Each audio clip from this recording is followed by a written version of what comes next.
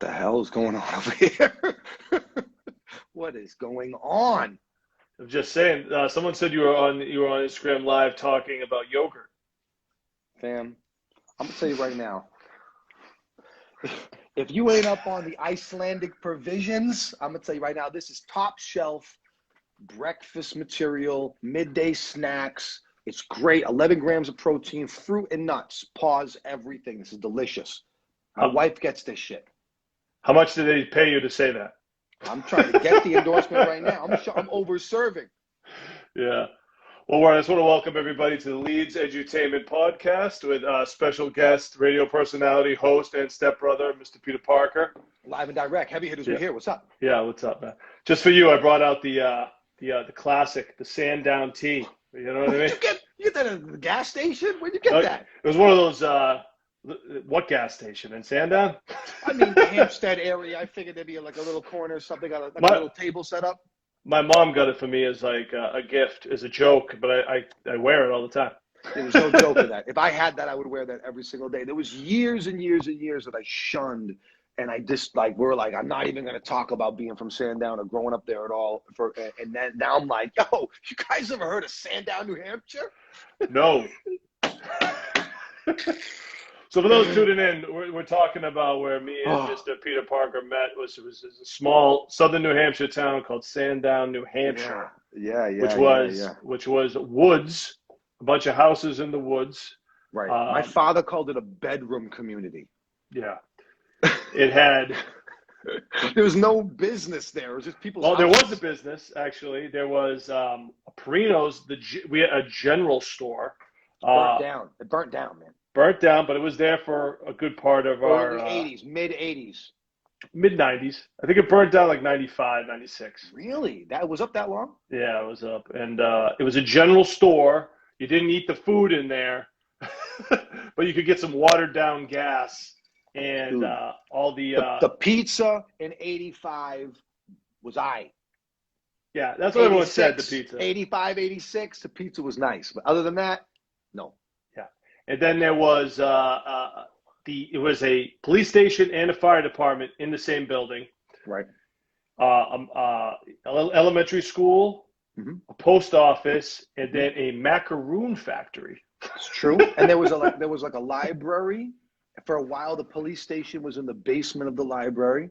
Oh wow, that's right, the library. Yeah, that is. I remember that. And then. There was a town hall. We used to have Boy Scout it doubled as Boy Scout meetings, church, aerobics classes. It was a very, very small white trash community in southern New Hampshire, and we were like, picture me and him in there. Like, I moved there from Georgetown, Massachusetts. I was 12 years old, and it was because a lot of people in northern Massachusetts were buying homes in southern New Hampshire, so it was cheaper. Mm-hmm. And that's why my family moved there. Yeah, just it's a piece of shit. It was a piece of shit. Well, I mean, shout out to people that lived there. Not everybody was a piece of shit, but it was nothing to do in the town. I say that because now I've been able to leave and travel around the country. In my perspective, with all due respect, Sandown's a piece of shit. Right? Oh. It really is. Like, as far as culture and everything, but it's our piece of shit. And I'm proud that I grew up in that little, dirty little fucking dust ball of a town. And I'm happy that I got out of there as well. You know what I mean? Yeah. And, we went to a regional, that town, and with 3 other towns, shout out Plastow, Atkinson, Danville, which is even smaller than the town we just talked about. It's terrible, man. It's terrible. And everybody that we grew up with, and that's where me and you became friends and bonded over hip hop. Let me tell you how it happened. Leedz came into my school, right? Oh, your school. This is my perspective, okay? It's my movie. You're just an actor in it, right? So listen, Leedz comes into my school, and he's large. He's a large child, okay? We're like 11 or 12 years old. He had a jean jacket on with the Metallica patches and this and like that. And I just remember watching for the first week all the older 8th grade bullies literally stalking him like prey in the halls and fighting him every single day. And I was watching this kid get beat up and fight back. And this large dude, all the pieces of shit asshole kids wanted to make sure that they knew that he knew that they were in charge. And I watched him go through this for like a week. And then a little time passed and we had a home ec class together. And I remember walking into class one day and Leedz kind of being like down in the dumps. And he had this kind of mullet thing with the hair like this in the back. It was a lot of hair. It was the spiked mullet. It was like this in the front, like this in the back, right? So he's sitting there with the jacket on. And I walked into home ec. And I was like, all right? I was like, you like heavy metal, huh? I'm looking at him like, heavy metal? I'm like, listen to this. And I passed him Ice Cube Predator. And I remember we bonded over, he came back 2 days later with no jean jacket on. Like, what's going on with this rap music? Like, what is that? What's this? And I was like, and then you had other influences. And I know other people in your neighborhood were giving you shit and they were putting you onto hip hop. But I remember being very proud of that connection and being like, no. Come over here. I got you, bro. And we've been friends ever since. We're talking about over 25 years. Probably. 30 years. That's 30 years 30 ago. 30 years this year. So I've been my childhood and long life for 30 years. So when you see Parker and Leedz, you know what time it is. You know what I mean? Yeah, that was the hip hop bond, and it still exists. And from there, I barely graduated high school. I was 200, and mind you, I was 200 out of 250 in our class, so I wasn't that far ahead of you, bro. Right, you just behaved a little better to the teachers, but yes, I actually didn't. Yeah, you want me to tell stories? You want me to? No, we're not going there. No, we're not going there. This is about keeping it music orientated. We'll be here all day. We'll be here all day, but I'm going to recap. I'm just going to fast forward. Okay. This scene. Yeah. So barely. From high school, me and you. We went to different schools. I went to Catholic school for 2 years, and I came back. Yeah. Yeah. But you were playing basketball. So I was thinking about this today. I remember when I came back to Timberlane and at school we went to, and I came back to New Hampshire, and I had played at Central Catholic, and we were doing like tryouts or something for varsity our junior year. And I remember in the first day of tryouts, they swung the ball to me in the corner on the left-hand side. I had a jab step to the middle and crossed left, 2 dribbles, took it up 2 hands, pounded it off the backboard on Chris Mello.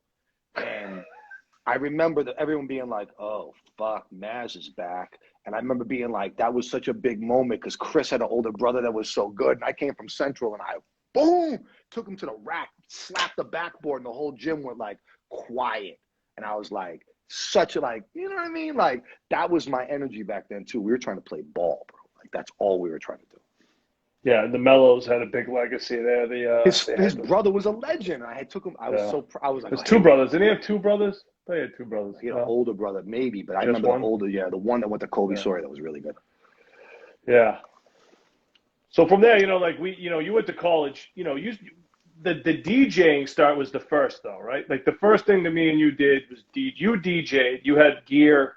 Senior year, you started DJing. I had gear in late 95, early 96. I had 2 speakers and some Gemini turntables, a mic, an old mixer, and some like maybe 30 records and something like that. I had like a basic setup, and then we would bring CDJs before they were like skip quality, and I would put them on towels and slide it underneath the turntables so I would play the CDs when I didn't have the vinyl, and I would just kind of balance back and forth between vinyl and CDs because I only had like 30 records, Right.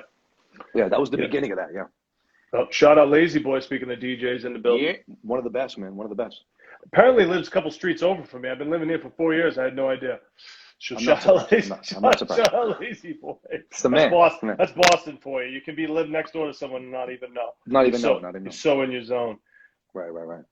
So where did you were a DJ? What made you want to get into radio at that point? I mean, what was the because I don't remember the transition. I remember you DJing basketball, but then all of a sudden it was like I'm going to Curry for broadcasting. What was that? Here's what it was. When I was a kid, always in my basketball journeys, like it was always like to and from practice or on the way home from practice, and I spent a lot of time with my dad in the car. And I remember my father was really into the radio, and he used to play me WBCN in Boston and talk about all the songs, and like Stairway to Heaven would come on, and he would turn it up and tell me the story behind the song, and the DJs, and he was into all the personalities like Charles Laquadera and the Big Mattress Morning Show and Tank and all these legends from BCN. And that was what really was like, I remember my dad was like idolized and thought the DJs were super cool and thought the station was like in New England, if you grew up in the 70s and 80s, like from that era, BCN was the first commercial rock station in the country. And my dad, like, I remember him telling me a story once about being at a Halloween party somewhere in like southern New Hampshire, and the guys from the BCN morning show showed up in the street team vehicle and partied with them. And it was like two of the guys from the morning show, and they talked about it for like 30 years, like it was the coolest shit in the world. So having that background as a young guy going back and forth to football and basketball practice, listening, and you remember when I went to Central Catholic in Lawrence, that was a 45-minute drive back home. So we would listen to BCN, or we would listen to the Celtics game, or we would listen to all these things on the radio, me and him together. So growing up, that was always something that we had shared. And then when I got a little older, 88.9 Emerson College had the flavor of the city. That was a really big deal for us in New England. And I got put on to that probably in 7th grade. Talk about 88.9? Yes, 88.9 at night. I listened to every single night going to sleep, probably from 7th grade through senior year of high school. And I would put it on at night, and I would listen to the radio. And I remember at the end, and if Kane is still on this, he remembers this. They had the jazz music or the blues music that came on at the end of 88.9 at the hip hop shit. So I would fall asleep listening to hip hop, and then I would get woken up by the blues music. And so just those personalities, I think, and then like being like a Stretch and Bobbito kind of fan, I really wanted to do college radio. I wanted to do that. And then when I did that, when I got a chance, I never wanted to be anything in my whole life besides a famous thing. I wanted to be something. I wanted to be an actor or an athlete or a radio DJ. That was always my thing, as I felt in my heart that I was supposed to do something like that. So when I pursued radio, it was like, nah, this is something that I really dig. And then when I did it, I was like, oh, I want to do this for the rest of my life. Like instantly, I knew. It started one night when we did a senior dance at Timberlane, and I had to have a microphone to do an announcement. And it was the first time I ever did an announcement on the microphone for like a party. And the teachers were like, yeah, tell them the raffle. And I was like, I got it. So I like unwrapped the microphone and like plugged it in, and I turned it up, and I was like, yo, check 1 2 1 2. And I remember hearing my voice through the speakers and thinking, oh yeah, that sounds good. And that was like, after that, it was just like, oh, I think I'm good at this. I think I can do this. And that was where it started. And I just was looking for a platform to share music and connect with people and build community. And radio was the perfect. It was more about us than it was about me. You know what I mean? So I felt like that was also something that drove me to it. I enjoyed the camaraderie of the hip hop stuff rather than like the lone wolf. I like the team. I like the group. Because I'm an athlete, I like the team. You know what I mean? I like the players, and I respect all the players. So it's like, for me, it was a great platform, and it was a lot of fun when I did it, you know? Word. So let's talk about colleges. College is over. You've DJing. You've built up a good following on college radio scene. No, I did not. Let me clarify. I was a piece of shit college radio DJ at Curry. I was terrible. I had no experience at all. I listened to I'll play the demo for you. It's a nightmare. So I had no real. You remember though where we're from, right? So Sandown, New Hampshire to Curry. You had a decent following. Okay, so I tried my best. When I got out of school, I had a job in the promotions department at Hot 97.7 because I had done the internships through BCN. I ended up working at BCN. I ended up working at Jammin', and I went over to Hot 97.7, and I had a job in promotions, and that was it. And I had to, when I graduated, there was a moment where I was like, I've been telling everybody that I was going to do this my whole life. And now I have to really figure out how to do this. That was like a moment where it was kind of scary, but kind of like, I had nothing to lose either. You know what I mean? So it was like. Yeah. And I remember you doing that internship. Let's talk about what because I know that was a lot of challenges, we'll say. Mm-hmm. With swimming upstream, we call it. You know what I mean? Like, yeah. So let's talk about some of those experiences in your early days at Hot 97. Well, we're talking about, I was going into neighborhoods where our childhood friends wouldn't drive during the day. And like, they just like Roxbury, Dorchester, Mattapan wasn't a place where like kids from New Hampshire went. So being on the street team and doing that stuff, it was a lot of like, you remember, like, I worked in the summertime with my father, and I ended up doing like lead paint abatement and environmental cleaning when I was in college. So I spent every summer from 98 to 2002 working in Boston housing projects, de-leading and painting windowsills and scraping lead paint off of railings. So we had been working like construction in these neighborhoods. So I was familiar with like Franklin Field, Franklin Park, all the Celtic projects, Cambridge. I had been to every project in the city. So I was very accustomed to the ins and outs of getting into the inner city. But by the time the radio came, with the combination of playing basketball at Curry and playing with guys from New York and Connecticut and Detroit, people from all over, these are my best friends at this point, and then having experience of working in construction, I went into it pretty fearless. Like, I wasn't afraid like our friends were, because I had had so much experience already in the inner city of Boston, which was a kind of a place where, like I said, people with blue eyes don't fucking just run around. It was kind of violent. You know what I mean? It was kind of aggressive. It wasn't a welcoming community in the late 90s, early 2000s, just to be honest. You know what I mean? Yeah. But I was able to break through that. I'm not quite sure how, but just by giving and like providing opportunities. And I started to see that the recipe for me was being appreciative of my opportunities and sharing them with people.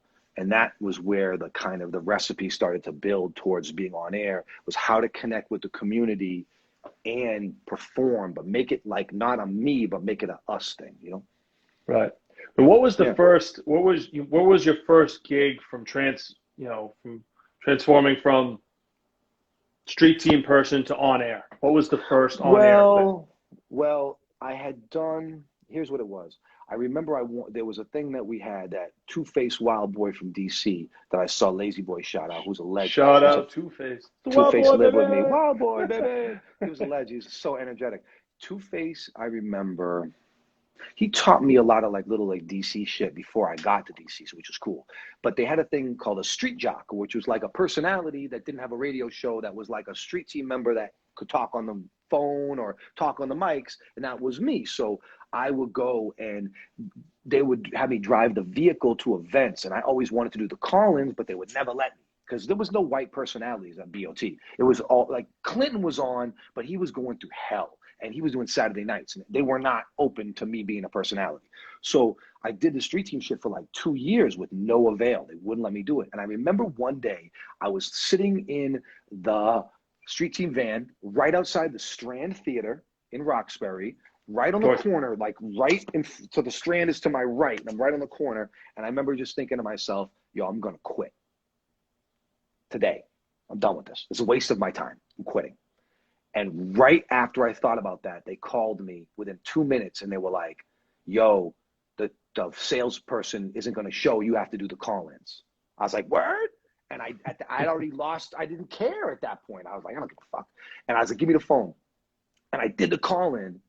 And mind you, I had been practicing the call-ins every day in the car while I was driving around. So when they gave me the phone, I was like, hey, it's Peter Parker. We out here at the Strand Theater. I got this, that, and the third. Come on down. Get your tickets. Come see me. Hot 97.7. We in the streets. Let's go. I just did it. And they were like, yo, you're really good at that. Do you want to do it every day from 11 to 3 and then 7 to 9?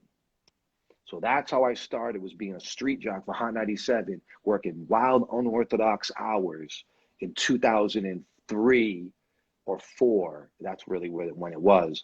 That year I did middays and then nights. I would do call-ins and just drive around the city giving out tickets and just calling on the phone. And that's how I started. Yeah.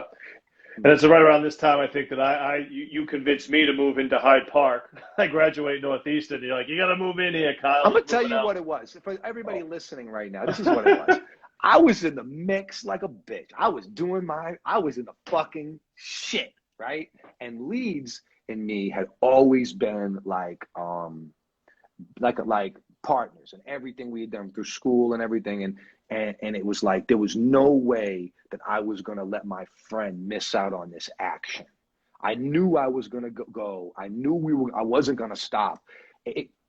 I had such a chip on my shoulder from not getting playing time that I wanted at Curry. And I fucking was so mad that the coach would just like, almost, I hit 9 threes in a row in practice and be like, "Are you going to play me?" Like, it was crazy. And I had something to prove. And so I was like, yo, you can't miss this. And it was the best thing we ever did. Yeah, I know. And I really appreciate what you did for me at that point, because I was coming off hustling. I was in like a dark place. I didn't know what the hell was going on. You were going to go to jail and statute of limitations. Can we talk about this? Yeah, we can. I mean, we've talked about this before. But you know, I was. You were in the streets. You were in the sticks. You were moving around, and you got in trouble, and you ended up getting through it, and you came down, and we put some resources together. And we put that energy from the basketball angst and the street shit you were doing, and we put it together, and it was some shit. Yeah, Lazy Boy shouts out Reedville. That's exactly where it was, 1819 Hyde Park. The start of it. Square. Walcott Square, Hyde Park. The farthest southern Boston address you could be without being in a different town. Milton was literally right there. It's like Milton Dedham. Yeah. Like we're like behind the Dedham Mall, like the back cut above Olympic Pizza over there by the Dunkin' Donuts. What was the dude's? What was Olympic Pizza's? The guy's name? Mike. Big Mike. Big Mike. Old Greek man. And Menino lived over there in the area. In the block, couple blocks down from Menino. Yep, definitely. Danny Mixtape, what's up, G? Yeah, and that's where I started. Me and Pete started Leedz, and we started right in that apartment. And Pete was doing, radio, and I was trying to book the shows, and we threw our first show in 2004, and you co-hosted it. You never lets me forget. You never lets me remind. You want to tell the story again? No. So listen, we got to. Do I ever get to tell my versions of the story? I guess not. You can, and it's true. I had hosted this thing called The Matrix in Taunton. Me and my mans and them, another street character, had thrown this party in Taunton, Massachusetts in 2005. 2000 and what? 5, 4, and it was crazy shit. That's what really got me on the air, was doing the commercials, doing the street team, but then doing the commercials for the Matrix, and then I transitioned on the Saturday nights. And Leedz and me I'd done that. I wasn't very good back then, and I had a lot of energy, and we did this party with Royce, and Leedz had put a lot of money up, and there was a lot of shit, and I was like, I'll host it. He's like, I don't know if you're ready yet. And I took it. Remember when Jordan is looking at the iPad, and he goes, I took that personally. Man. This was me. I'm cut like that. So I was like, oh, word? And he hired Edo. Edo G was the co-host. And I remember bullying Edo on stage the whole night. Like, lit a fire. I never forget it.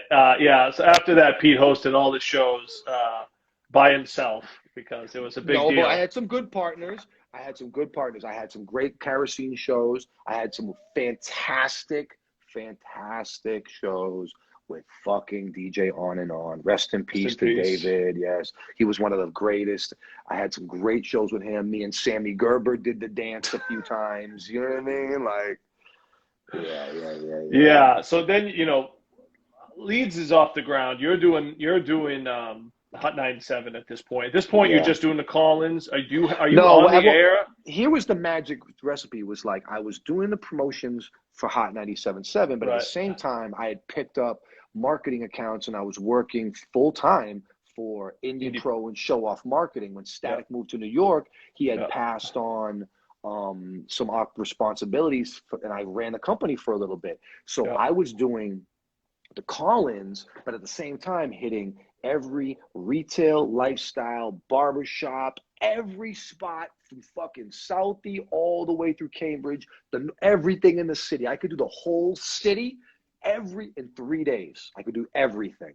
And I just got to know everybody, all the retail CD spots, all the barber shops. I mean, dude, we grew up in New Hampshire, and I had a bag full of stickers, and I walked up into a black barber shop in Boston like, yo, can I hang these up here?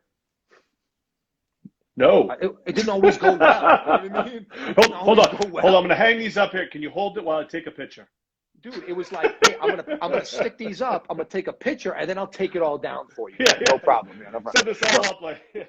It was but this is the shit that really, like, yo, you just have to fit. You have to get the job done. You know what I mean? Yeah. So those guys really were supportive of me, and at that time we were working with G-Unit Sneakers, Vitamin Water, J Records, Def Jam, New Line Cinemas, like all these different accounts. We had like 10 accounts.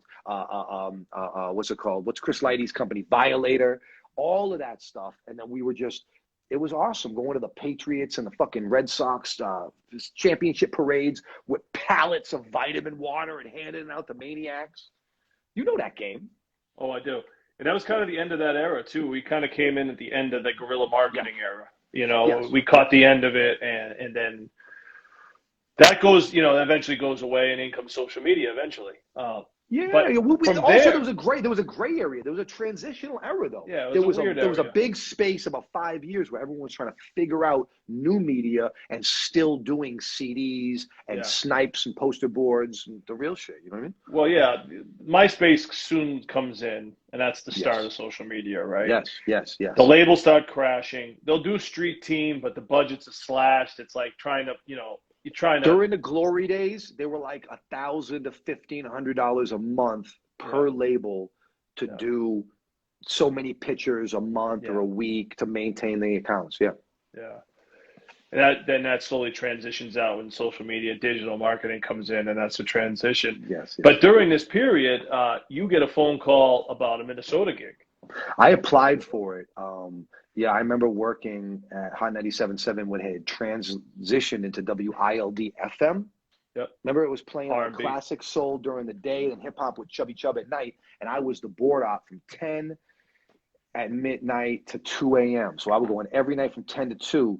And Sully, man, you know, our boy Sully, Sully lived around the corner in Hingham, so he used to drive over and he had all this weed and he would roll blunts, and I would like check the commercials, they were good, and I would go down to the truck and smoke blunts with Sully and then go up and check the commercials and go back down.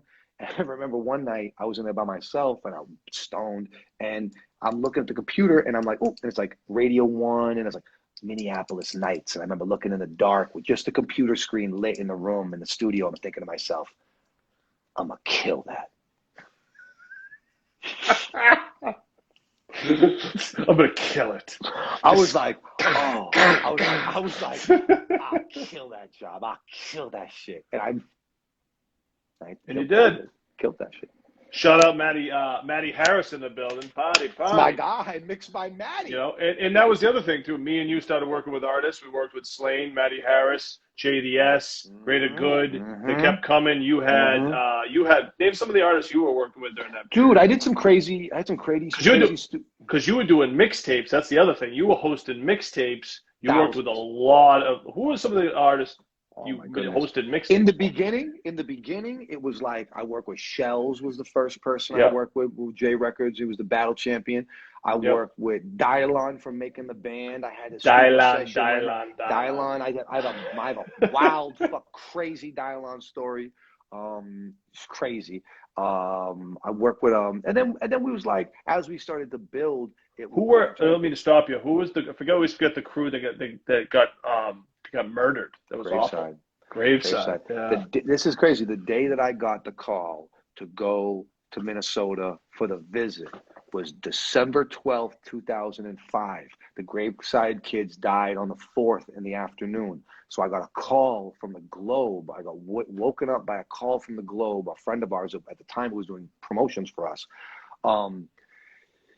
He called me and he woke me up at 11 o'clock in the morning and he's like, do you have any comments on a rap group that was killed? The Graveside was killed last night. I'm like, what? And as I'm like trying to reconcile what's going on, I get a call from a Minnesota number. I go, hold on. I click. Hey, Sam Elliott from B96 in Minneapolis. Would you like to come out here and audition for this job? I'm like, hold on. 4 of my friends just got assassinated last night. Hold on a second. I click back over, talk to the Globe, click back over to Sam. I'm like, yeah, I'll fly out next week. Let me know.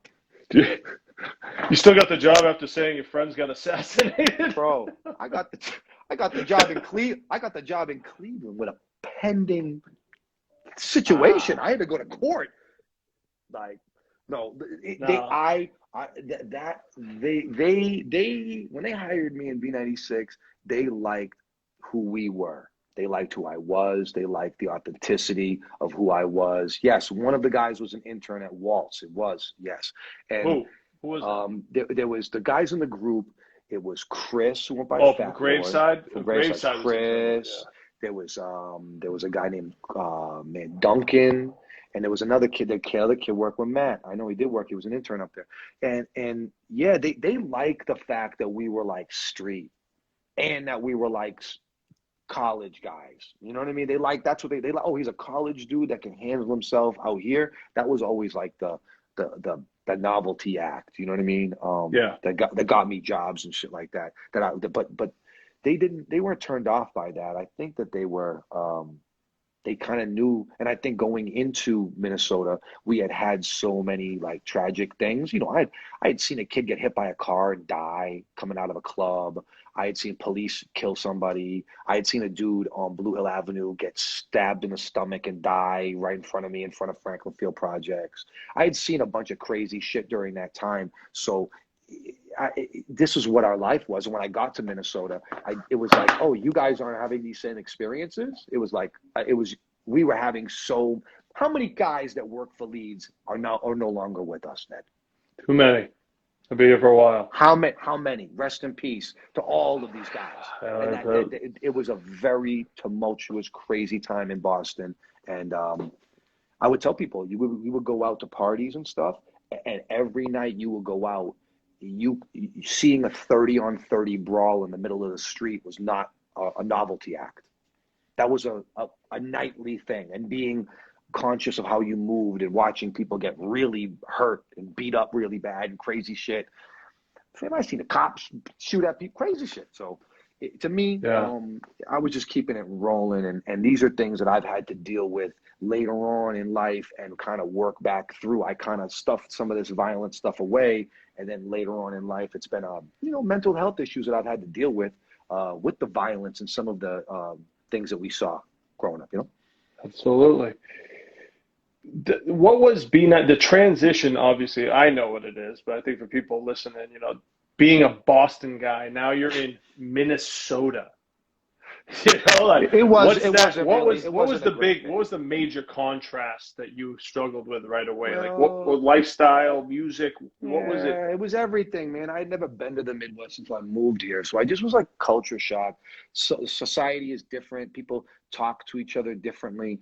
They handle each other differently. It's just different. And I think that when you look at like ethnicities, like where we grew up, a lot of our friends are first, second, third generation Americans, Italians and Irish and Polish, and certain, like, people laugh at the names that we grew up with. I tell people I have friends named Dave Passanisi and Adam Soterakopoulos and Christina Arzilli, and then over here Tessa Parziali. Yeah, she married Nick Rigateri. People think that's like a joke, and it's like these are our friends that we grew up with. So we took for granted, like, I think that I did, who we grew up around. So when you get to hear people in the Midwest, or like sometimes in certain communities, 10 generations deep, they've been in America. You know what I mean? And it's culturally, it's different. So I always joke that I never met white people until I moved to Minnesota. And I feel like that sometimes. It's just different. We're just rougher around the edges than people are in the Midwest, I think. And that was the biggest culture shock, is that in Boston, I was the guy pulling people off the pile when in the brawls, and kind of like the peacemaker. And I came out here and they kind of dubbed me like an asshole or like a villain. And that I didn't really like. You know what I mean? Like, I thought I was being funny. They thought I was being rude. It was a big difference. thin line. I remember hosting a Ghostface Rick Ross True Life concert. Okay, here the first 2 months I got here, it's at the Fine Line downtown Minneapolis. I get on stage. I'm like, y'all ready to see Ricky Ross? What's up? And Ross had the every day. Ross was hot. I'm like, y'all ready for Rose? Crickets. I'm like, man, well, fuck y'all too. I was like, that's Boston. Right. And if I did that in Boston, everybody would have laughed. But out there, they're calling on the phone, they're screaming at me.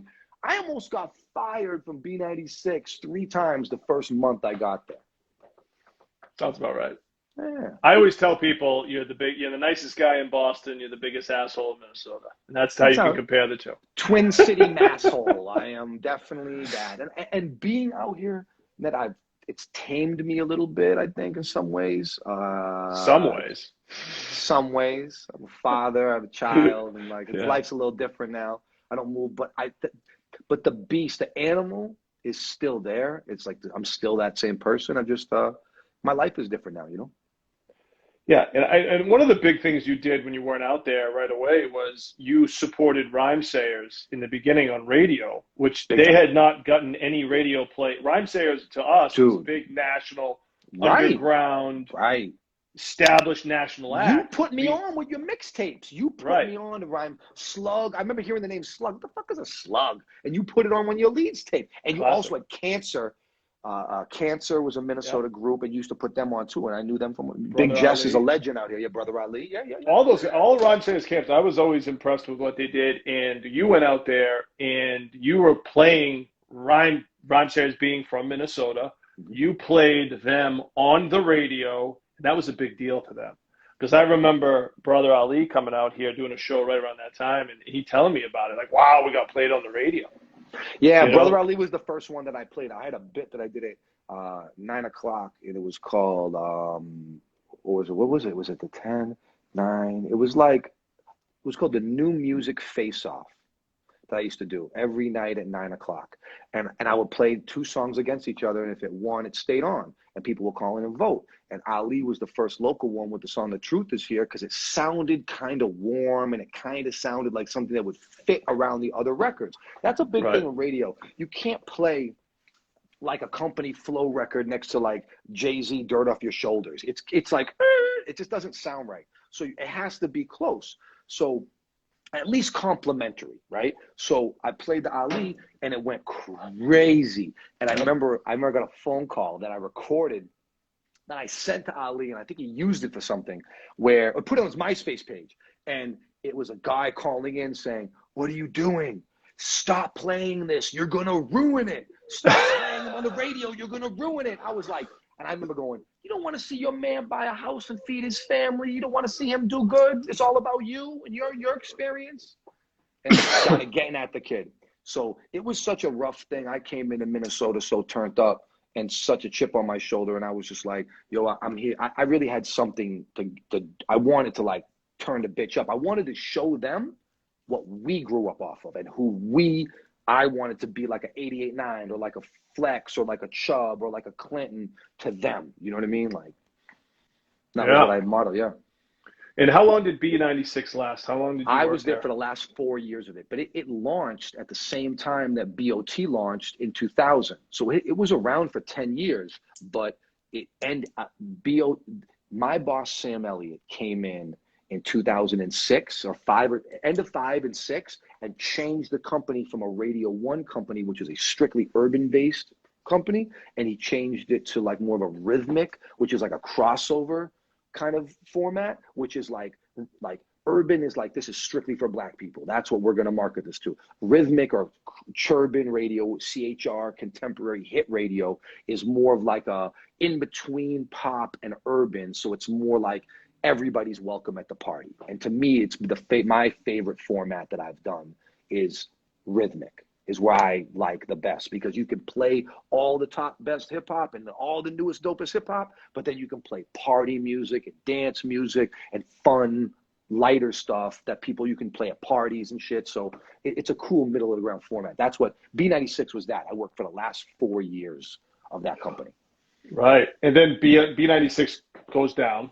Yeah, right? What same way. happened? Switch. It got sold. Well, here's what it was. It was sold from Radio 1 to a local ownership group that changed the format in 2010 because they wanted to put the Minnesota Twins baseball on the radio, and they didn't.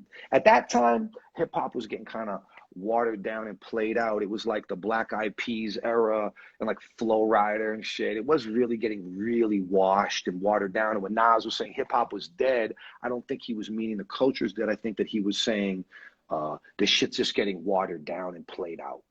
You know what I mean? It's just getting too mainstream. It's getting too big, and that they, that it was just getting, and it was, and then towards the end, it was shit. And then as it started transitioning into kind of like that Rihanna, fist pumpy, Black Eyed Peas shit, we lost all the urban nightclubs. So we started to lose business because we were playing Jason Derulo's because the charts were dictating, and then it just was like the perfect storm, and they threw it away. And that's when, and they asked me to stay on. This is, people don't know this. They asked me to stay on and do more of like a Carson Daly routine than a Mr. Peter Parker routine, like kind of like more of like a straight guy thing. Hey, how you doing? This is Mr. Peter Parker here. They wanted me to do less of like me and more of like, right? And I turned it down. And we need less of you. I remember when I hosted Sounds. We need you to be less you. You know what I mean? Listen, imagine telling a guy whose whole life is based off of like you know how I get down. Yeah. And when I hosted Soundset, Rhyme Sayers pulled me in, and I remember Sadiq saying, you know, can you give me Peter Parker like on like a 6? On like a 6? No, I don't need a 10. I need like you on like a 6.5. I was like, whatever that means, yes. Yeah, so that's Minnesota.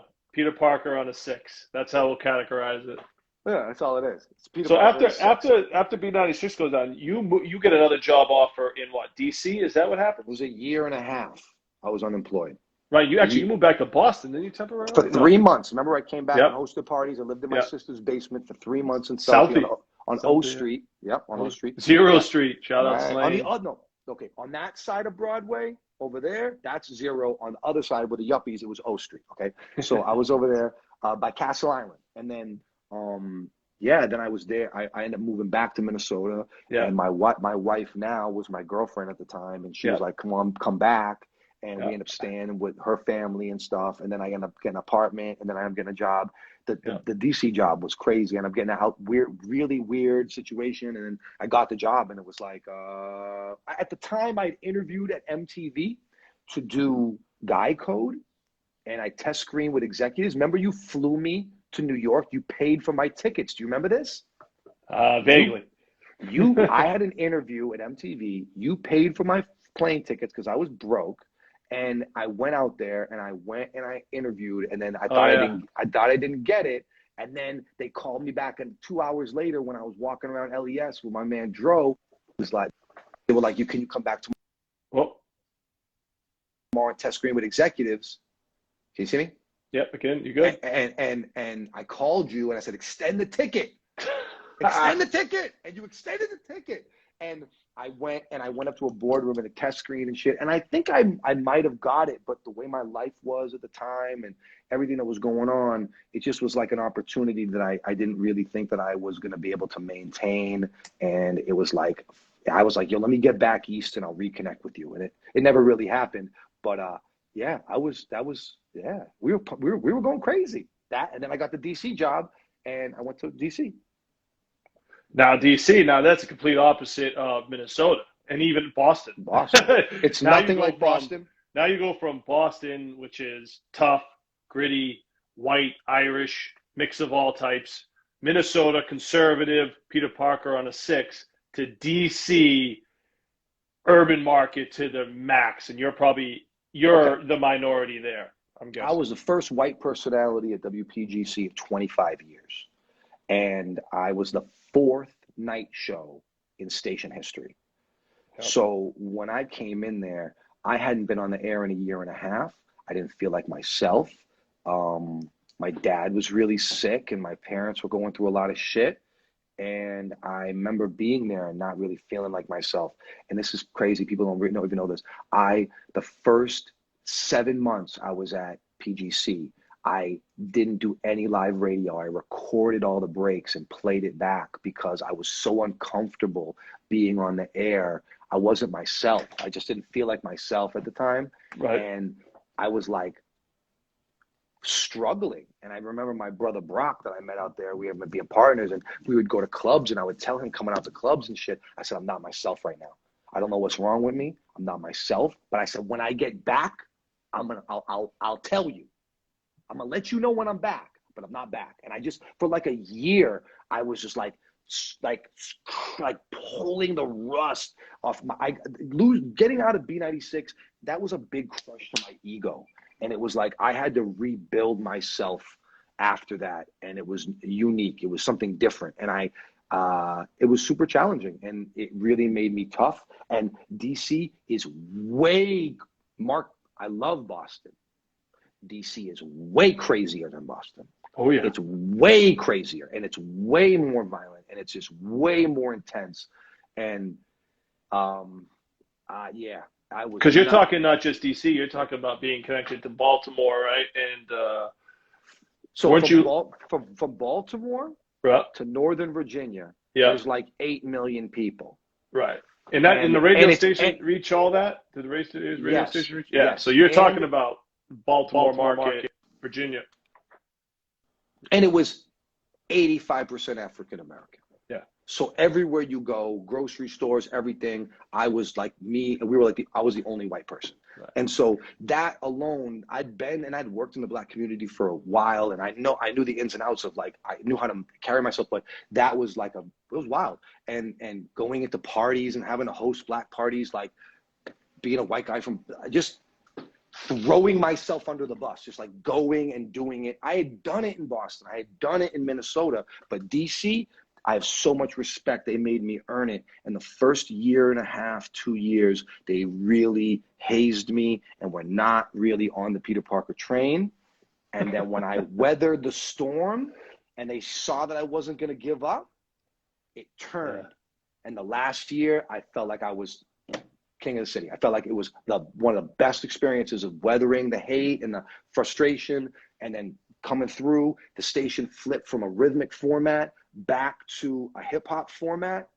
And I was like, I just flourished with the local music, and it was fucking awesome. It was great. It was really, really a challenge. And then that ends. Yeah, they fired me 4 days after I got married with a 2-month-old child.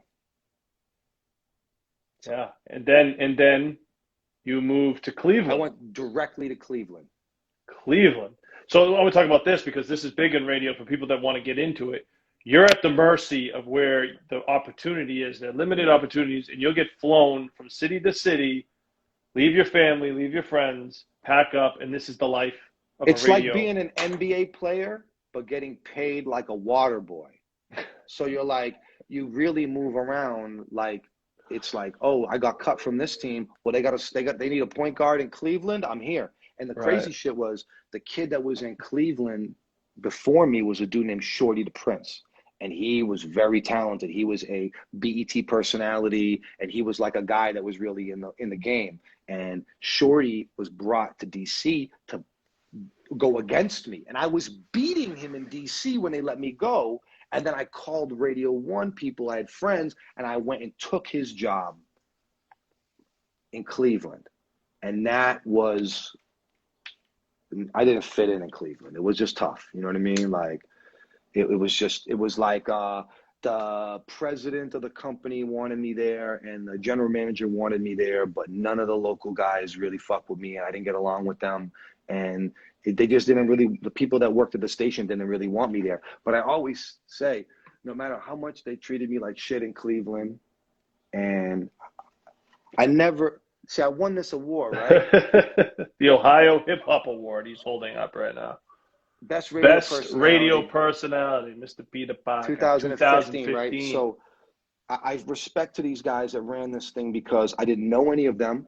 I didn't go to the award show. I did not petition to win this, and they still gave me the award. So the streets have spoken. The people know what time it is, and it was something I did for 11 months, and I'm very thankful for the opportunity. That's all it was? It was only 11 months? 11 months. Wow, and the guys, it felt longer. But shout to Colby Cold at Radio 1. He gave me an opportunity when I really needed one, and I was thankful. And it was cool because I put in my 2 weeks in Cleveland when I kind of got the nod about Minneapolis, and people don't really do that in radio. And I remember putting my 2 weeks in and working all the way until the last day, and didn't tell the listeners until the last day. And they all thought I was just going to blow off the last day. And I showed up and did a full show and like said goodbye to the listeners and talked to everybody. And it was like, they thought I was going to blow it off. And I was like, no, just because it didn't work doesn't mean that I'm not a professional or I'm not appreciative of this opportunity.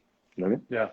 And you did have a couple good relationships. You developed a good relationship with Machine Gun Kelly out there in Cleveland. But before that, I knew him before that, but we solidified shit. Yeah. I would say my best thing that happened for me in Cleveland was I had an endorsement with Inside the NBA on TNT. Nice. And I went down there to Atlanta to the Turner Studios and hung out with Shaq and Barkley and Kenny Smith on the set of the show the day that they filmed the holiday commercial. So I'm in the TNT holiday commercial that year in the background, and Shaq and them, and it was like surreal. I watched Inside the NBA for 30 years to be on the set and put your hand on Shaq's shoulder, and he looks you in the eyes, and you say, "I saw Blue Chips in the theater, bruh." Like, so like I was there. Right. So it was a really surreal. That was a really awesome. And LeBron, that was the year LeBron went back to Cleveland. So I know I was all up in the queue, and I went to 1 million games, on the playoff games, and I was able to be like on the floor and stuff. And you know how much I love basketball. So it's like, well, I was gonna say, you're also a diehard Celtics fan. So what's it like? You had to support LeBron. That must have been a challenge. Yeah, they told me when I worked over, they said no. They said no Celtics gear in the skybox was the rule. They had like a box that the company, and no one would go to the games because I would go early, and me and Emily would go. We were broke, and we would eat all the hot dogs and all the nachos and shit like that up in the skybox, drinking beers and shit. And we went to watch. I went to like 30 Cavaliers games. So the only professional sports team that I could say that I hate is the New York Giants. Everybody else, even the Yankees at this stage of the game, because I have so many New York friends. I'm a fan of professional sports. I'm a Kobe Bryant fan. You know what I mean? Like I don't hate, but LeBron, he's special, man. He's talented, man. He's a special athlete. So I'm a fan. So Cleveland, and then it's funny because it's funny how things come back around, because after Cleveland's done, you're back in Minnesota. Like you get a call. They called me. There's a new station. Me. Yeah. There's a new station. They want to come home? I was like Roxbury? He's like, no. Sandown? Yeah. I was like, no, I don't want to go home. He's like, but you're talking about come back here. And I'll tell you, man, when people in Minnesota fuck with you, it's special. And I may not always click with everybody in the scene out here, or like everybody that wants to be a rapper, or everyone that thinks they're a good DJ, or I don't click with everybody, right? But the people and I grew up with them on the radio, and the love that I received in Minneapolis, I couldn't wait to come back. I remember working in DC, and my rest in peace to my man Tony Reds, and we were in the studio, and I was telling him something, and he was like, you really love that Minneapolis, huh? And I was like, dude, it's Minneapolis, first of all, and you gotta experience it, man. It's just something different. People, it's something kitschy about this place, and the way they treat radio and television personalities is like, we still celebrities here, and it's a night. Everywhere I go, I get recognized here, and it's like I feel like walking around the Mall of America. People reckon it's crazy. It's crazy. So what was the format? I remember it was a really cool format. The radio station was what? Go 90. Go 95.3. Go 95.3. Yeah. The format at that time. What did they want to do when they started this new station? Because I thought it was really cool what they were trying to do at first. Yeah. It launched as something that was like, it was like a rhythmic station, but we weren't leaning urban. We were leaning indie, because we were looking at the model that Rhyme Sayers has created. Right. We were looking at what the concerts were doing locally, Yeah. because they hadn't had a radio station in 6 years. So the fact that they had to figure out how to promote their own shows and do their own thing for 6 years. That's fucking 7th grade through senior year. That's a fucking gap, B. Like, when we launched the radio station, kids didn't even know how to make requests because they didn't grow up with hip hop radio. So they would call the station and say, "Can I make a suggestion? Are you looking to?"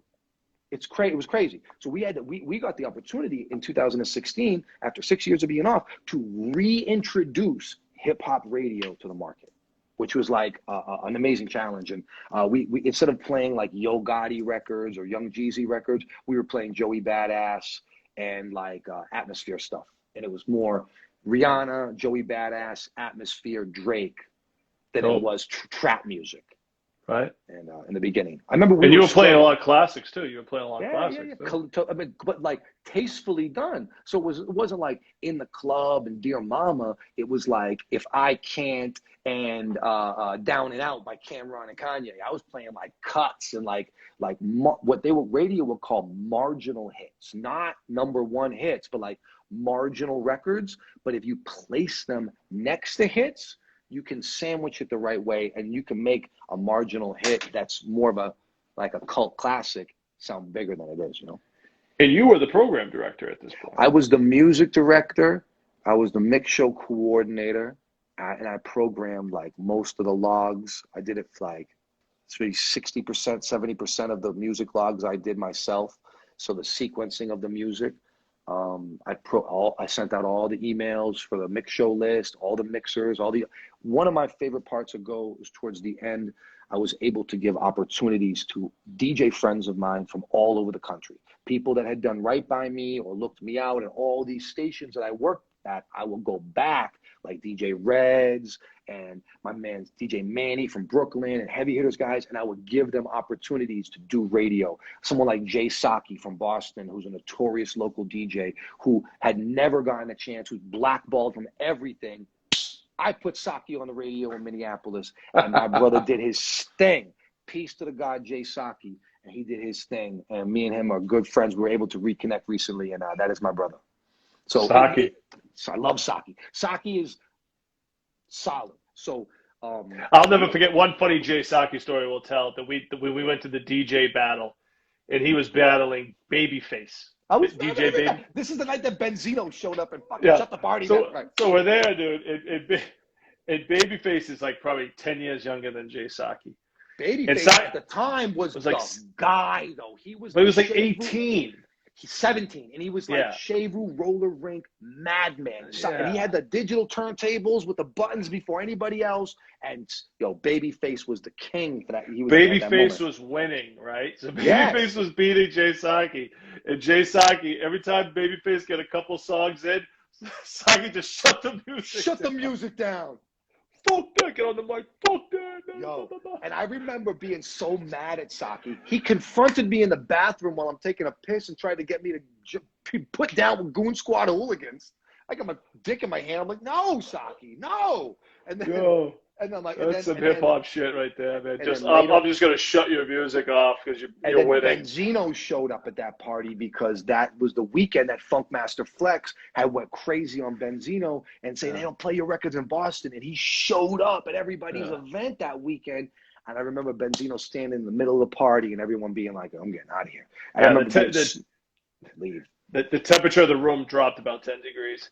Benzino was furious. And then I remember being out there. Yeah, that was a crazy event. That was funny though. Jay Hunt had a. Shout out Jay Hunt. I want to get on the horn with Jay Hunt and talk about this event that happened back in the day where I took Exposition, another friend of ours that passed away from cancer, to an MC battle because we were one person short over at Who's On First, and it was one of the most epic battles in the history of Boston battles. I don't give a fuck. You could go at me, yes, with the beat, with the beat, and the 8 Mile style, and it was so unbelievable. I'm saving it for Jay Hunt's podcast, but let's turn that was a really like a crazy 2-day event. But yeah, we did some shit out there, man. So let's go back to the radio. The format's great. You know, you're playing joints, you're playing classics. You're really being creative and playing what you want to like. I have freedom for the first time in my career. I can move songs around. You can play a Sky Zoo record. You can play a Torre record. Anything. You can play a Drake record. I play anything. And then something happens where they say, we want more mainstream, right? Well, I'm going to tell you what happened. His ratings were fucking terrible. Were they terrible or were they just lower than the competition? How you feel about a 10th place radio station? Okay, all right. Let's see how What about a 9th place afternoon show? How you feel about that? It's fun? So good? I don't know. Out of how many? How about 9th place and costing $2.5 million a year? This is what was happening. I was playing local. It's an expensive playlist. I was playing local music every day at 6 o'clock, and I was doing interviews with artists. I'm talking about not just rhyme sayers and bigwigs. I'm talking about anybody that was working in the city. I was handing out participation awards at one point. It was like, and real quick, like other people in Minnesota, other artists like Alan Kingdom, let's name a few that are out there. Oh man, like Prof, Mujan Messiah, Prof. Yeah. Dem Atlas was out here for a while. The Doomtree guys were out here. POS, across the board. One of the things Lizzo, right? Lizzo's born in Detroit, grew up in Houston, went to University of Houston, and moved to Minneapolis as a launch pad for her career. So she reps Minneapolis, but she's not really from. Okay. And also, but her career took off. Her career took off when she was in Minneapolis, though. Wasn't she? Because the art scene, and she was in a group called Girl Party out here. That was Lizzo, this girl named Claire, and my friend Sophia Aris, and they were all in a group together, and they were very hot local crew. Girl Party was front page of city pages. They were made out here. Oh, I think we lost Peter Parker. Unfortunately, hopefully he's coming back here. So we got to kill a little time until I think his phone died. So we got here. Let's go through some of these comments. Shout out Jay Hunt in the building. What else we got? Kerosene. Oh, here we go. Here we go. Is he back? I think he's back. Is he not back? There he is. I'm pressing buttons over here. So what I was saying was, she was in Girl Party and they were super lit. And then Lizzo took Sophia as her DJ, and the other girl Claire ended up doing something else. The girl Claire that was in the group was Idea's girlfriend. Before he passed, R.I.P. Idea. Yes, before he passed away. Shout to Dan Wilder. We were bigging you up earlier, big bruh. What's up? But not so they Claire ended up falling back, and then Lizzo took off, and then she ended up getting with writers in LA and people and making bigger songs than the Minneapolis. If you listen to the early stuff, it kind of sounds like Doomtree-esque, kind of like boom bappy quirky Minneapolis rap, and then she took that shit and gone. Yeah, talented. So the format went to. So you switched the format of the radio station to mainstream. No. What happened was, we were taking what we called the long road, the scenic route to ratings. We were building the brand through credibility and playing the music of the community. I always tell people on the radio, if you don't like the radio, right, go out on the busiest highway in your community at 5 o'clock and look around. And if you see people that look like hip hop heads with hats on and no, you don't see them. You see regular people that are like outliers to the culture. So it's really hard to play niche stuff to just like mainstream folks. You know what I mean? It's just, they're just not into it like we are. I always had this analogy. For every one of us, Ned, there's over 10,000, maybe 30, 40,000 regular guys. Yep. And then there's one head. And two, it's not like we think it is. So at the end of the day, we started to play a little bit more. We played a little bit broader, a little less narrow, a little more broader. So we were opening the playlist up and playing a little bit more hits. I always tell people there's more people driving around Minnesota with kids in the car than there are young people getting lit to the radio. Smoking blunts. Dog, the cool kids had 6 years how to figure out their phones. So what you get with radio is a lot of working class people. I got Amazon drivers, the Uber drivers, all the construction folks, everyone that's using the radio as their work vehicle outside. Those are the radio people. Then you have other people that are like, we call them P1s. They'll come to you. They come to the radio as a destination. Then you have this other group of like outliers that you're just trying to get their ears for 15 minutes and trying to like corral this group on the radio, not on the internet, on the air. So you're playing to people in cars, and it's a really challenging thing, man. It's really like making a sandwich that everybody wants to eat. The ratings went up, though. Yes, I took the station all the way to 4th place, and it got to the point where it was really not for the original audience. Like I see this girl right here talk about watered it down. I would say to a Princess 23, to you, yes, it was watered down to you because you probably have impeccable top shelf taste in music. you probably like new experiences. This was not for that person. It really was hard to maintain a business when your overhead is $2-3 million a year just to function. These dudes aren't in the business of just paying for a playlist. They're trying to make $1. And so it became something that we had to dance with and finesse the playlist over time. So on my show, I always continued to play cool shit. But yeah, we were playing charting, documented hit records, stuff that had metrics behind it. I have lists that will show me the streaming numbers in Minneapolis compared to the national streaming numbers. So I can see your DSPs, YouTube, SoundCloud, Spotify, everything together, how many streams each song has. And if you look at the top 100 streaming songs in this market, what we're talking, 15 rap records? You know, and so if a Bieber's on the air or a Lil Dicky, it's because it's getting streamed 27 million times a fucking week. You know what I mean? And it's like you have to kind of ride. That's what radio is. So radio's not at this point dictating popularity. No. It's getting dictated by the streaming. No, not at all. That's an interesting theory because it's not a theory; it's a fact. No, fact. It's an interesting fact. Radio hasn't been the leader in music, but 80% of Americans still discovered new music through radio. So that's an interesting theory. It's an interesting fact. At this point, you're basing what you're playing on what's popular streaming viewing. You play it, but it expands it to a bigger base, and then it still gets discovered. So it's kind of like putting gasoline on a spark. Right. That's exactly what. So that's why the business that happens between record companies and record labels exists, because radio is the gasoline on the fire for a record that's already popular. So like a metric that radio uses right now, that's like something that I always took pride in, and I thought it was a really it's just intelligent to me, is Shazam.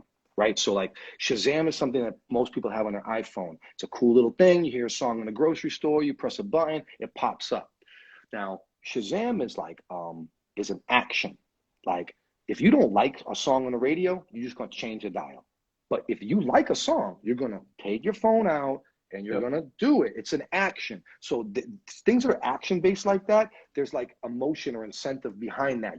So what Shazam does is it validifies unfamiliar music.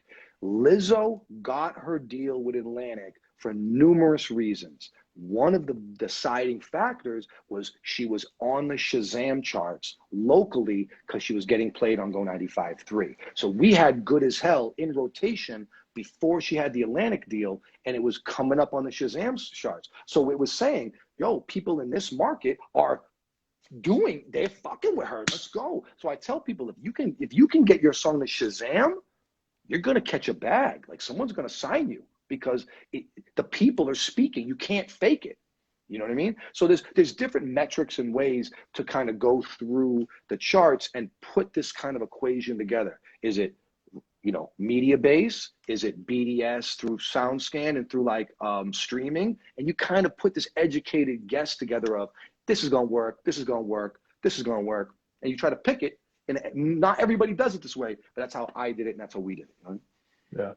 And then, I also want to bring up the controversial question that people always ask, record labels are paying to get their songs played on the radio. Mm-hmm. What is your theory on that one? I think the people that like talk about that in like in a negative way, they are like, you got to remember, right? Like complaining is like a victim's mentality. If you're expressing like discomfort, you're like, this is a bad situation. Well, like I said, the records move the charts. So if you get a song, like you can't really be a star unless you have radio. Like radio takes it to that next level. There's a frequency that you get played at where the people memorize. It just breaks you into another category. Mainstream. Now think about Russ. Russ is a star, but he ain't a star like Big Sean's a star. He ain't at that level. Because he's more of a niche artist that has a consolidated, he delivers to his fans. He doesn't really play the game. So all in all, I think that I know that record companies have marketing budgets and they connect with stations and they support stations. So like you think about if you're adding songs, you're supporting songs on from a record company, they may buy something for your station to give away. I've been on trips to LA and New York to go to listening parties and been put in nice hotels and stuff. So there is like a give and take and they do support, but the whole like the kind of crybaby thing where they're paying, bro, the only way a record is going to get to that level where there's a budget behind it is there's metrics involved. You're going to have somewhere for them to invest into it to take it to the next level. They're not paying to play people off the couch. It's already like it's like an ecosystem where they climb the charts and they go through the system of radio and it's like a ebb and flow in a way. And we work closely with the record companies. Some of my best relationships are with promotions people at record companies. Yeah. So how does it work? A song comes out. And the record label says, we want to push this song. It's hot. We've talked about songs that are just like instant songs that they work. How does that whole process work? Let's just talk about the process. It kind of works like this. It's kind of like every Tuesday, Monday and Tuesday is the record company day. And I will sit on the phone for hours and talk to every single record company promo person and have about a 20, 30-minute conversation with everybody in the country. Talk Capitol, Def Jam, everybody. And like getting to the point where you can, I don't know, some records are hits and you're super excited to play them. And some records are not hits. And maybe you might help that person and say, well, like, hey, I love this new super hot 2 Chainz record you have, Def Jam. I'm going to play this every night. This is the new record. This thing that you have with Danny Lay, I could see it growing. Let me put it in mix show. Let me play it in weekends and see if it reacts. And then maybe I'll move it up. So if I put it in weekends or like on Saturday nights and I can see it Shazam at the bottom of the chart, bingo, I know I did that. So now I can push it through the system. But you have to validate it, man. Because, okay, I saw DJ Jazzy Jeff one time at Soundset. And he did one of those offy sets where he plays all the weirdo songs and it kills. You know what I mean? Like he plays like funny, like Nelly Furtado shit and like all these like weird, like records I wouldn't play. And I said to somebody afterwards, I said, you know why he can do that set and I can't? I said, because he's traveled the world for 30 years testing the records out and he knows what hits. I know the record's hot. I just never played it in front of a crowd. So I'm scared to play Let Me Blow Your Mind by Eve because I haven't played it in 20 years. Right? So like, that's what it comes down to is experience in the city, experience in the system, and you can make decisions. I made all my decisions based off what I thought the people of Minneapolis wanted, not what I wanted, what I thought they wanted. So it's a great thing. It's cool. It was a lot of fun. You know what I mean? I hope I can do it again. Yeah, and we hope so too. Unfortunately, that radio station ran into some situations too, and that one went down too. Yeah. And, now, I mean, let's talk about radio in general. What's your thoughts on radio? Where's it at now? After being changing, man, it's changing. I think that here's another thing that I think that changes the game. Playlisting, right, is very influential. Streaming is very influential. Streaming is led by very young people.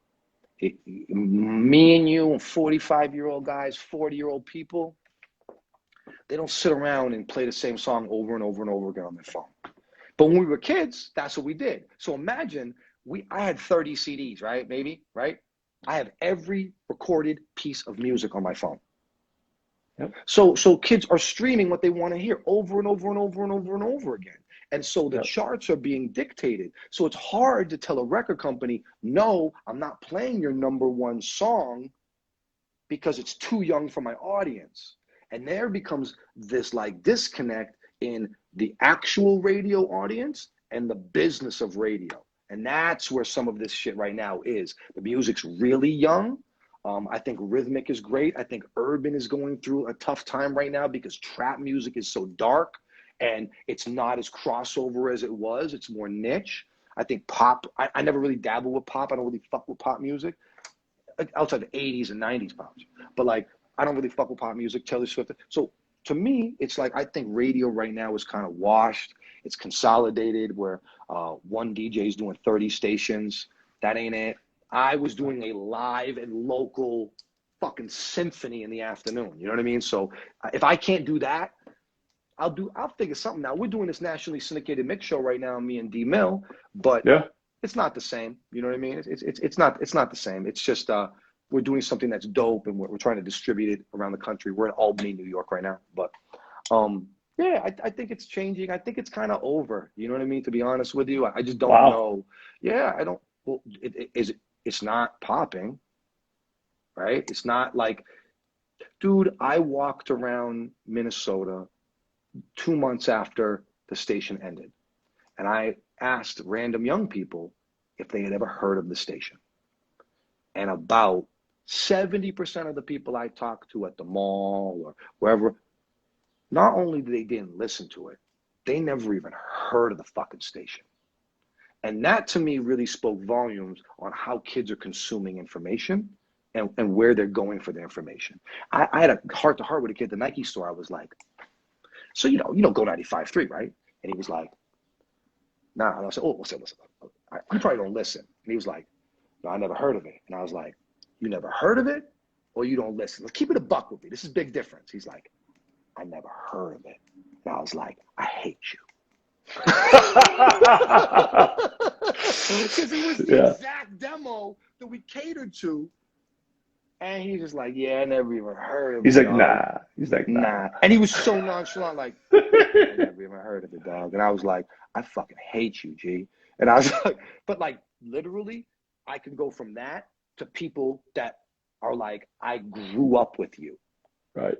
You know, when I was on the air 2006 to 2010, Dan Wilder, Two Faces on here right now, I was only carrying the torch from what we did in Boston. I was trying to turn that bitch to the max, and I was just going for it, right? And so those kids during that experience, 13, 14, 15 years old, are all now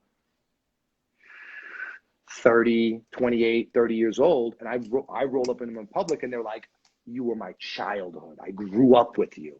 I love you. Grown men. I was like, all right, I got you, I got you.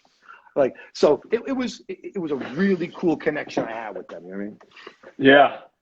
So now that it's over, you got the syndicated show. What else you got going on? Podcast, you know what I mean? I put Leedz on it, so you gotta do some online stuff. Yeah, I forgot to give you credit for that. That's why I do this. Is because Pete's like, you gotta show your face. And I was like, okay. Yo, dude, you got a good personality. Leedz, since we were little, he always was a behind the scenes guy, and I was always a front guy. And when we were 12 or 11, Ned got a video camera for his birthday. And we spent it was 8th grade, and the whole second half of the summer, 8th grade, we spent at Ned's house filming lip sync videos and dunking in the driveway with the music playing, and we had shows. I was the host of the show, and you would never show your face on camera. Someone had to hold it. Word up. I feel it. I feel it, G. I feel it. Someone's gonna hold it. So it's a big joke between me and Ned, but we're basically the same exact people that we were when we were 12. We're like basically the same people. We just got a little smarter. Ned's sober now. You know what I mean? Like, well, I wasn't high, getting drunk and high at 12. I wasn't that crazy. Okay, 14. We got it with 2 years. 15. Did you see this kerosene advertisement? Parker was a late bloomer. He didn't start drinking and smoking blunts till like 21. I didn't smoke weed till I was almost 23. Oh, is that how late it was? 23. I smoked weed for the first time, and I drank at like 20. Yeah, I remember. That was a big deal back then. I was sober all in high school. I was straight edge all through high school. Yeah. Imagine that. I don't need to imagine. I remember. You lived it. But you know what? It became my shtick. It was like my thing. Like I didn't want to do it, and then all of a sudden people were like started to know me for it, and then I was like, oh no, I'm not going to do it anymore. Like this is my thing. And fucking Kane just wrote, how about the numb video? Do you remember the numb video we did? Yeah, it was amazing. They lit my head on fire. Yes. Yo, you got them somewhere. You got to digitize these. I went back home for Mother's Day and I couldn't. I was looking for the tapes. I can't find anything, so I don't know. Did they dump it? They threw it away? I don't know. They might have to go through more. Wow. But. Yo, do you see this kerosene advertisement? Mr. Peter Parker boom bap DJ set at the Nod in Atlanta, July 22nd. We will be in the A. You're down there? I'm going down there to DJ on the 22nd. So that's dope. Get ready to cook. We're going to be down. I'm going to have an apron on while I DJ. It's going to be unbelievable. Well, that's good. And I think with things opening back up, you'll be doing more gigs and stuff, DJing and hosting, and that's great to see. And yeah. I needed the break, though. I'm happy for the break, man. Like, to be honest with you, I needed it, man. Pandemic was terrible, but I was very happy to take a deep breath and. Well, you worked through most of it, though. I mean, the radio station only went down like 6 months ago, 5 months ago. 6 months ago. Let's keep it real, man. I worked way too hard, and I put way too much pressure on myself, and I did not want to lose it. I wanted it to stay forever. I loved it. After all the shit to have it, I wanted to keep it. And it was a lot. And so when it went, it was traumatic that it left. I didn't want it to go. But at this point now, I feel fantastic. And I'm excited for what lies ahead. Well, me and you share that because I felt the same way about the Middle East. I fought for it. I gave it everything. And it's still, the ship was going down, man. There's nothing you can do. Business changes, man. Things happen, Yeah, but it's all good. It's all good. I'm happy where I'm at right now. I've been able to spend great time with my wife and daughter. And there you go. I'm chilling. G. Look at this. Uh-oh. Hello. Your new shows. This. I got the Crocs on. This is what I'm. You're wearing Crocs. Around Peter Parker is wearing Crocs. These are the Bieber joints. Def Jam sent them to me, but they're very comfortable, and I feel like I'm almost 6'3" with Crocs on, so it's cool. We need a pic of you in the Crocs. I can't believe that's happening. This is right here. See this? See this Lou the Chef? See this Lou the Chef comment right now? He says, Peter Parker almost got jumped in NYC when we didn't know he was a heavy hitter. True story. I'm going to tell this story real quick, right? So KO, Hollywood KO is one of the most thoroughest in the city, right? He's like a real New York City DJ. Lou, heavy hitters, they real. When you learn about heavy hitter DJs, there's the Camillos and there's the Enoughs, but the guys in the city are the heartbeat of the fucking New York. These are the fucking strip clubs. These are the bars. These are the fucking DJs in the city. And being a heavy hitter is like, dude, wearing a heavy hitter jacket is like a varsity jacket. Like, they know you're down. So me and Tito went to my man Big Lou has cancer, and he's really a resilient guy. And we went out to support him. And me and Tito went, and we hung out with Drewski and these people, Karen Ray, my people from Interscope were there. And we went to this party, and it was like this dips. It was like Raekwon and Ghostface, Locks. It was fucking crazy show for Fat Joe. And for Pretty Lou, right? So Pretty Lou's shit. And afterwards, me and Tito are walking down the block, and I'm smoking a blunt, and I hear Hollywood KO. Hey, yo, white boy, who's that white boy? Yo, who got my jacket on? Because I got the heavy hitter coat. I'm gonna show you. Hold on, I'll show you the coat. Hold on. Now, you haven't seen this. This is fire, bro. So the heavy hitter coat. So like this is the coat, right? But you see Oh, the wow. back of it. See the back of it. Yeah. The heavy hitter logo, right? You can't, and it's like metallic. You can't miss the shit, right? So I'm walking in New York with the coat on with Tito, and I see Hollywood KO, and I hear, who got the coat? I turn around, and Hollywood KO. They about to fuck me up. I could tell the vibes were not correct, but gift of gab, stand-up guy, and I connected with KO. And I found out at the heavy hitter retreat that he wanted to be a cop growing up. I could see it. He was policing the streets that night. He was policing the streets that night. And he pulled your card. He did, but we connected with him though instantly, and we vibed. And he was with Danny S and a couple other great guys and great heavy hitters, and we vibed out. And within 30 seconds to a minute, it was hugs and handshakes. But yeah, well, that's a great story of how you turn around a negative situation. You have a very good skill of that. But it also comes with humility that I knew what it was all about, and I knew what heavy hitters was, and I knew who these guys were, and they didn't know me, and I wasn't maybe introduced to them or whatever. So let me introduce myself, and they great guy. We laugh about it to this day, and I told the story in Mexico at the heavy hitters retreat in front of everybody, and then they had them dying. It was so funny. Yeah. Word. Well, my phone's about to die. This has been great, Parker. What up, Moneybags? What's up, man? Glad things are well. Moneybags in the building. Good folks in here, man. Big. Yo, thanks, Leedz. Appreciate you. Yeah, I just want to thank everybody. I just want to thank everybody for tuning in to the Leedz Edutainment Podcast with our special. Hold on. Is he going to pull out? God, what is he going to pull out now? Oh, God. Here we go. Can you guys find Leedz in this? Oh, jeez. Oh, there I am, right there with the hair. See, 76? Hair right there. 76. 11, I look constipated. I remember 11. Look at the hair. The sun was just all in that face. The sun was just like August sun. Yeah. Hey, open your eyes. We could have turned the other way. You know what I mean? Look at it. Seniors. Unbelievable, bro. A lot of legends in there. All right, brother. I will see you soon. Later, kid. Later.